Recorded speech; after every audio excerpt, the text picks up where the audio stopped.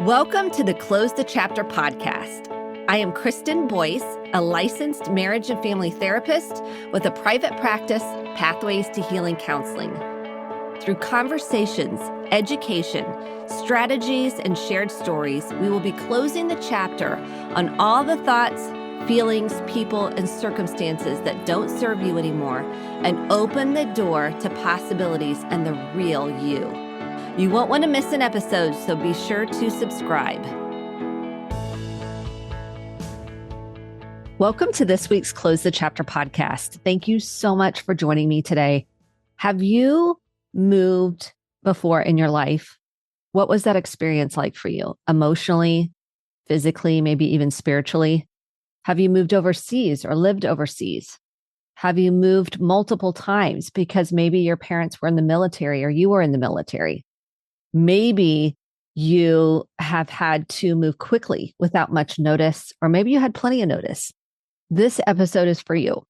We talked about this on the Noblesville Mental Health Monday. Usually I do it with the mayor, but he was out of town. So I had a guest who has been on the Close the Chapter podcast before.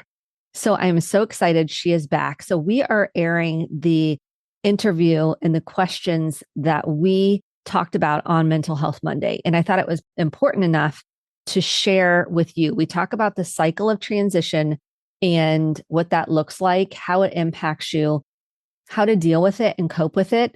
And I think moves are very connected to feeling lost, not belonging, shame and grief. And we talk all about that. And maybe you're making a transition in your life, or maybe you have a student in college trying to get adjusted, or you're making some sort of a leap, change, or a move of some sort. This episode is for you. We've never done an episode on the topic of moving. And so I think it's something we don't talk about often enough, because when I have clients in my office and we talk about a timeline of what impacted them the most, oftentimes a move is on there. So maybe they moved schools. Maybe they moved from one elementary school to another. Maybe they switched in high school or middle school, and it was so impactful to them, sometimes in a very hard way, sometimes in a good way. And that's often on their timeline, that transition or that move made a huge impact on how they felt about themselves, feeling lonely, feeling different, not being able to make friends, and not feeling like they belong. So this is an important subject that we need to continue to have more conversations about. And Lois Bouchong, who is our guest today, and I go way back. I've known her for decades, and she has moved over 44 times before she was 34 years old. Now she's coming out of retirement. She is a licensed marriage and family therapist. She wrote the book, and we talk about this often, Belonging Everywhere and Nowhere, Insights into Counseling and the Globally Mobile. And it's really for anyone. She targeted therapists, but it's really for anyone. I've recommended clients with it. She has some exercises in the book that if you have moved and that still stings, or there still seems to be those emotions there that carry through to you now, you're going to want to listen to this episode.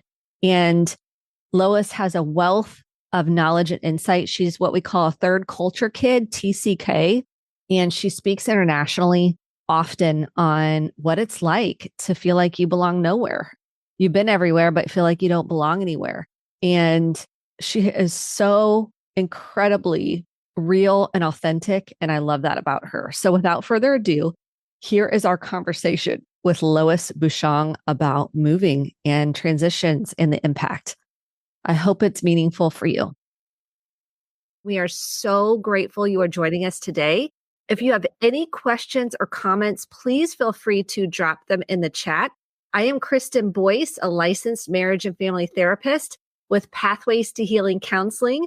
And I am so excited for our guest today, Lois Bouchong. Welcome, Lois. Thank you. I am not the mayor, so. He's out of town, so it's you and I. And we talked on a topic about moving and transitions and adjusting to a new community. And I thought it would be a really important topic to talk about. And I'm so excited. I have your book right here. So I thought I would show everybody. Lois's book is Belonging Everywhere and Nowhere, Insights into Counseling the Globally Mobile. And this is an amazing book. She is a retired marriage and family therapist, international speaker, and a dear friend. So I am so excited you are here, Lois, to join us to talk about this important subject. Thank you. It's a fun experience. I really like doing it with you because you're a good friend. That is so sweet. Thank you for being here. What we do on Mental Health Mondays, we start out every opportunity we can to deep breathe. So we're going to start off with some square breathing. And this is what I recommend to every client that comes through the door. This helps with anxiety, depression, getting your nervous system regulated. I do it every hour. And I know people are like, really? It is the most helpful tool, in my opinion, to help you come back to center and get out of fight, flight, freeze, fawn responses. So let's do it together. Okay. Get comfortable in your seat, or if you're standing, feet on the floor. I like to wiggle my toes. So if you're in a meeting, you're in class, you're in a stressful situation, first thing is just kind of wiggle your toes to get back in the present moment. Pressing your feet into the floor. We're going to inhale through our nose for 4. We're going to hold the breath for 4 and slowly exhale out our mouths for 8, like we're cooling soup, cooling a cookie. So let's do it together. Feet pressing feet. Okay, big inhale through your nose. Hold and slowly release out your mouth. Okay, let's do one more. Big deep inhale. And exhale and release out your mouth. How'd that feel for you, Lois? It's great. Now do we get to eat the cookie? Yeah, I wish. So here we are. Let's talk about moving. You have moved over 44 times in your life. So you're really an expert on what this means to move, get adjusted, all the emotions that come with it. So tell me a little bit about how you got into the passionate topic of, like, the passion you have for this topic. Well, my parents were originally from Ohio, and they went as missionaries to Central America, and that's where I grew up. And so all my formative years, many years in Central America, came back to the States for college, grad school, and then I went back to Honduras myself to work as an adult for 10 years. But after 10 years, I came back to Indiana. But then ultimately, I landed in Indianapolis, where I had my own practice, Quiet Streams Counseling. And it was the owner of Quiet Streams Counseling and was also a licensed marriage and family therapist. And so in my practice, I worked a lot with internationals, expatriates, people that have lived and traveled and grew up in other countries like I did.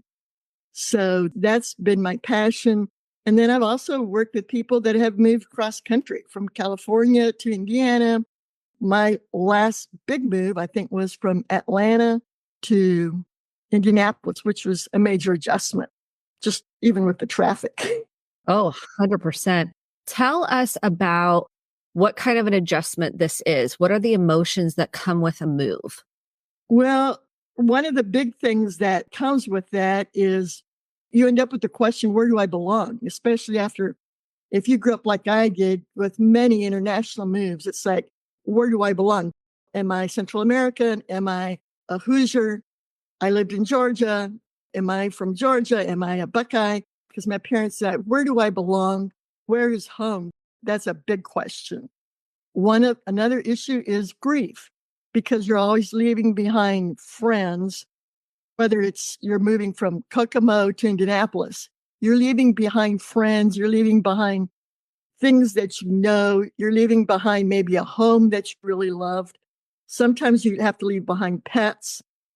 And then another question that you deal with is, who am I? Because we get our identity based on those individuals around us. And then if those individuals, if our support system keeps changing, well, then that becomes scrambled of who am I? Because we don't have that stability of that same person that giving us that same message, because we're constantly moving. And then the one that always hits me the hardest, because I'm a very relational person, are the relationships. You grieve the relationships because you're constantly having to make new friends. And especially if you're in an environment like I discovered here in Noblesville, especially, people grew up together. They've known each other. They talk about, yeah, oh yeah, I remember when we did this. Remember that nasty teacher we had in grade 3 and so forth. And it's like, we can't connect.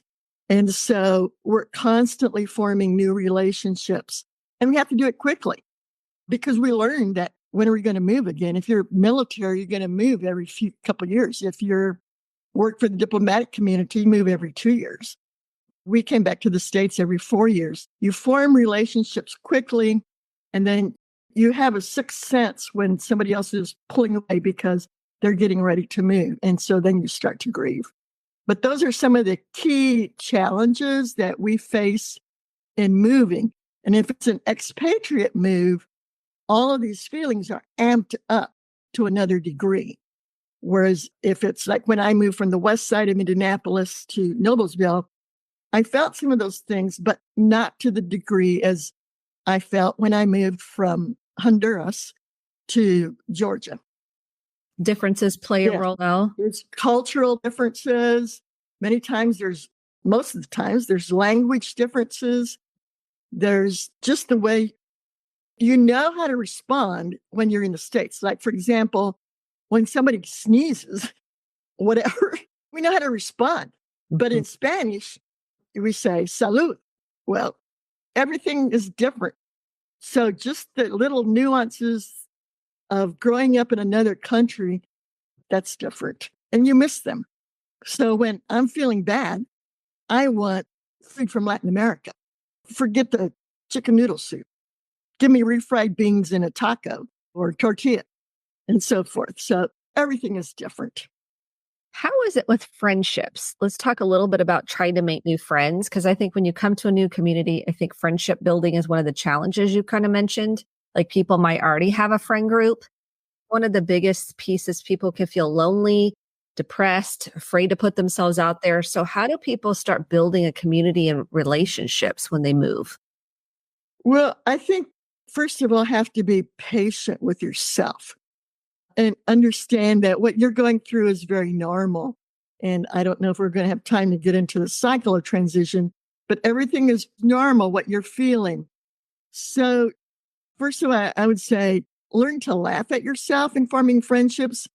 And it's like when I play trivia games with people that don't really know me, and they ask me questions about the 60s or the late 50s, I go, I was living in the rainforest then. I don't know. And so you just learn to live with it. But in forming friendships, everybody responds differently. Some people are very much an extrovert and it's easy for them to form friendships. Some people are like myself, we call tree huggers. We struggle with forming friendships. And so if you can learn to live with yourself and then constantly take the risk of reaching out to other people. And I say you can find groups that have a common interest that you can share together, whether you join a group such as a church, such as some type of a social group. I know that in Indy, I was talking about this the other day. I don't know if they still have it. It was a group called the High Flyers, and they were mainly for singles that just were trying to find community. So if you can find a group that you can connect with, social activities, I say walk in your neighborhood, get to know your neighbors, try to find a time to walk when most people are outside. I used to walk early in the morning and nobody was outside then, school buses. But if now I walk about 7:00 at night, and it's surprising how many families and dogs are outside at that time of the night. So you start to make friends and you start to connect as you talk to your neighbors. The main thing is just don't isolate yourself. And those of us that have made many moves, we tend to isolate ourselves because it gets tiring having your heart ripped out time after time after time in a move, leaving those that you love behind. Yeah. So there's a lot of grief. Just like you said, there's so much grief in a move. Yeah. And I think that's a big component we don't talk about. Yeah. Related to the grief, I think the There was a movie that came out a couple years ago. Now I've kind of see the second version of it, but Inside Out. That movie was based on the many feelings this little girl experienced in a move. And she was afraid to talk about sad. And because when you're moving, you feel a mixture of emotions. You can be excited, you can be happy, but yet you can be sad. And that's what that movie, Inside Out, was based on, the many feelings surrounding a move. Somebody said, the deeper you love, the deeper you grieve. And that's what happens in a move. If you really, really love the people or the job that you were in before, and then you have to leave it behind, you're going to grieve a lot. If you couldn't stand them, you probably will be very happy you're moving. That makes a lot of sense. I love that you outline the cycle of transition. Can you talk about the cycle of transition so it normalizes what someone might be feeling when they make a move or any kind of transition? Yeah, I've run into the cycle, not just in moves, but in life. And I first heard about it from David Pollock. He is an author and he is an expert on transitions. David Pollock, Ruth Van Reken, and Michael Pollock wrote a book called The Third Culture Kid Experience. And in that book, he fleshes out that cycle of transition. And first of all, the first step is involvement. We're in a location, we belong, we know what to do, we know what's expected of us, we have our support system. So we're involved. Then we have the second step. We're going to move. And it's the leaving. The first one is involvement. Second one is leaving. That's when you get your ticket, you pack your stuff, you start to get off of committees, you start to prepare your children. If you're changing jobs, you're starting to pass on your job to the next person. So it's the part of the letting go and releasing. And so it's like, I always compare it to dating myself, the old monkey bars. You couldn't move forward till you let go of the one behind you. Then you could move to the next one. So leaving is step number 2. Step 3 is the actual transition, such as actually saying goodbye or saying hello to the new places. One of the things I always say is a good goodbye means a good hello. So if you have unfinished business from the past, you need to resolve those before you move forward. So there's the transition that if you're in other cultures, many other cultures are real big on going away parties. In Latin America, we have what we call despedidas, going away, where people come and bring you gifts that tell you goodbye, and you cry together. At least I did. The fourth step is the actual entry into the new location. That step, sometimes we call it the step of chaos, because it's like you may be grieving. You may not want to be there. At first, it might be very exciting. It's like, oh, great. Here, they've got this. I love this. I love my new house. But then after a couple months, it's like, I really can't stand my neighbors. So it's a time of chaos, a lot of feelings many times. And in this stage, everybody responds differently. So what I'm saying, some of the experiences, somebody else may not experience that. Many times in international moves, the partners goes off to work and the other one is at home with the kids. And so the one that's at home with the kids struggles more because the other person is off at work and has their own support system there. But the time of entry, you can go into a major depression. It just depends on how hard that transition is, how brusque. If I came from Papua New Guinea to Noblesville, that's pretty intense. They say that the average time in that getting new roots and getting reestablished is about 2 years. If you're in that stage, it's like, give yourself time because eventually you're going to come out of it. And then you're going to hit the 6th or the 5th stage, which is re-involvement, where you now have put down new roots, a new support system. You know what's expected of you, and you're starting to feel like you belong. But then that doesn't mean that you've marked off those other people because they will always be in your life. And part of me is still Honduran because I lived so many years there. But yeah, now part of me is from Noblesville. This is the longest I've ever lived in one place in my entire life. I've now lived here 15 years, long enough to repaint. It's like I have never had to repaint, after I painted once. Noblesville is where now I am putting down roots. So you go through this process, even like as I faced retirement, I went through those stages because that was a big transition. I think I'm still going through the fourth stage of chaos and entry and trying to develop new roots. So you have involvement, leaving, transition, entry, and then re-involvement. So eventually you come out the other side and you have even more skills and knowledge than you did when you were in stage one. That is so helpful. I think this is really helpful to people to understand the cycle and the stages. And even if you're like, let's say you have someone transitioning to college like I do, these actually fit for many types, like you said, of transitions. That's just what came up for me. I'm thinking of college transitions. And it's really helpful to kind of normalize, like, okay, the first few bits, I mean, you could be in chaos for a little while, and there's emotions that go along with that. One thing I hear people say is, I feel so different, especially if there's international. I just feel so different, and I feel like no one gets me. Can you talk a little about that? Yes, because we are different. That's why we feel so different. And some do better jobs at covering that up. They're called chameleons, cultural chameleons. And they cover that up. And then others, it's like they're screamers. It's like, no, I am not different. I am Central American. I will always dress like a Central American, or I will always dress like whatever. When you feel different and you feel like, no one gets me, and I feel so separate from everybody. I don't feel that sense of belonging. I feel separate. I feel different, like you don't get me.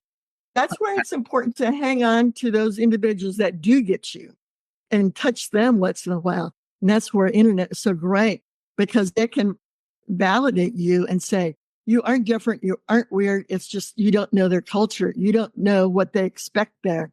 And you have to keep reaching out and say, okay, am I weird? Because everybody in my neighborhood went to the same high school. And they always are talking about their high school friends and doing all this stuff. Well, I went to boarding schools. They can't relate to me. I can't relate to them. And so hang on to that support system because they're crucial. I was thinking about that even last night. Remember the movie Castaway? Mm-hmm. Remember, it was Tom Hanks, and how he was struggling so hard on that island all by himself. And it wasn't until he got his friend Wilson, which was a volleyball. And it was Wilson, his relationship with Wilson, that helped him get through that terrible time there on the island. And then when he lost Wilson, he was crushed. And so it's like, we always say, and I have a presentation, it's called Thriving Through Transitions. And it focuses on the importance of relationships when you're going through that transition. Somebody to talk to, somebody to continue to validate. No, you are okay. These people just don't relate to you because they've never experienced that world. That makes sense. And then shame kind of creep in. Shame says I'm not good enough. Yes. There's wrong with me. I'm defective. That can be a big component, can it not, of making a transition? Yes. Shame, guilt, beat yourself. I should know this stuff. And it's like, I remember a birthday when my coworkers gave me this card and I opened it and read it and everybody laughed and laughed at the card. I laughed at the card. But one of my friends who knew me very well, afterwards, he says, you didn't get it, did you? And I says, I have no clue what was funny about that card. And so I was feeling real shame and horrible. And it was about the Partridge Family. Well, when the Partridge Family was on TV, I wasn't even in the United States. So he helped me normalize that. It's like, hey, you're okay. You just weren't in the United States during that period. Normalized your feelings, normalized like your experience. Yes. And that so helps to say, yeah, that makes sense that you wouldn't know because you weren't here. You were having a different experience. It's like just the other night, I was out walking and I was talking to one of my neighbors that was And we got to talking about sports because I'm a big sports fan. And so he starts going on about Cubs. And it's like, nah. And he says, well, who are you for? Because everybody here in Noblesville is for the Cubs. So I'm for the Yankees. So what? Well, then I explained to him why I was for the Yankees, because that was the first professional baseball team I had ever seen. I grew up in the world of soccer, and it was the Yankees in New York City when I was like 12 years old. It made sense then to him why I was for the Yankees, and it made sense to me why he was for the Cubs, because he grew up in Noblesville. And you can both like your own teams and still connect. Right. You have your experiences and you can go, oh, that makes sense. You're a Cubs fan. Right. It's an and both. That's why I love this. When you understand and have that self-awareness to say, oh, this makes sense why I'm a Yankees fan, why you're a Cubs fan. Right. And it's like, I'm a Colts fan. This is the first place I've lived where they had a professional football team. Now, when FIFA comes around, which is soccer, forget football. I'm watching the soccer games. Yes, that makes sense. Let's talk about tips for joining a new community, being in a new community. First of all, I want to say some deeper ways. You're a big journaler. I'm a big journaler. To process your experience and not suppress or repress it is one of the most important things. I encourage people, whatever's going on in your life, whether it's a transition or a move. Do you find that journaling's been incredibly helpful to process all the emotions and what's going on within you? Well, it's helpful, but that's not, I think my better one is talking with a close friend. Yes. Talking with somebody that understands probably is a really key one for me. In my book, I give a whole chapter on different ways to process those feelings. Some people are artistic. I used to draw cartoons of what it felt like because I'm not an artist, but I can do stick figures. And then music is another one. For me, it's really good. On Spotify, I have found all those maybe it's why it's called Spotify. All those places where it has Latin American music, especially classical music from Honduras, because that's where I lived most of my life. And then one of the tips that's been helpful for me, that helped me the most, was humor. I grew up in a family of jokes and puns and everything. And that's how I made friends, was through my humor and joking around. Some people process it by playing sports. So we each have our style. I probably have a mixture of several of them, but everybody's different.